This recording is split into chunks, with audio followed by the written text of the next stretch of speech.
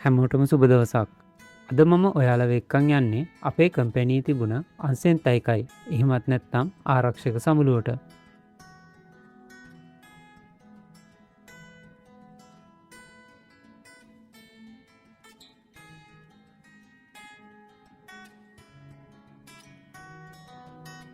ජපානයේ කම්පැනිවල මේ සේෆ්ටි ඉවෙන්ට් එක ඉතාම ඉහළින් පවත්වනවා.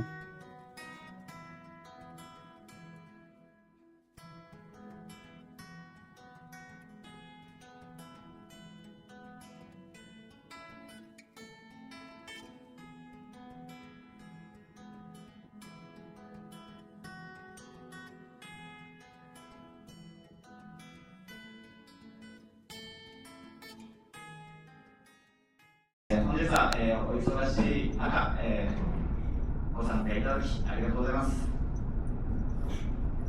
私たちの、仕事とは、まず、よく皆さんご説明をいるのが生産性だったり、効率化がありますが、一番大切なのは、やっぱり安全だと思います。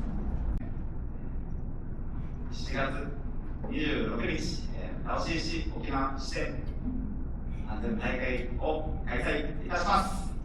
ご安全に。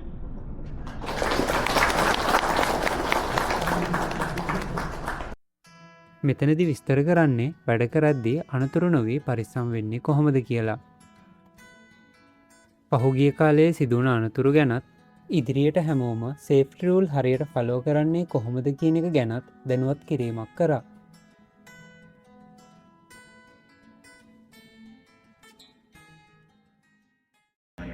විශේෂයෙන්ම මේ ඉවෙන්ට් එකේදී පහුගිය කාලේ සේෆ්ටි රූල් පිළිපදින ගමන් හොඳට වැඩ කරපු අයට තෑගි හම්බුණා.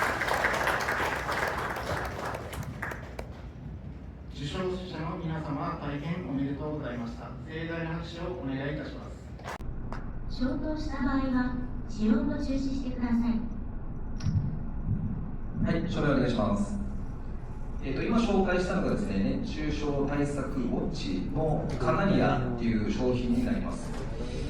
こちらですね、見た通りですね、腕時計みたいな感じ。 ගොඩක් වෙලාවට ජපානයේ වැඩ කරනකොට මුල් තැන දෙන්නේ ආරක්ෂාවට. ඔයාලගේ කම්පැනි වලත් මේ වගේ සේෆ්ටි ඉවෙන්ට්ස් තියෙනවද? පහලින් කමෙන්ට් කරන්න.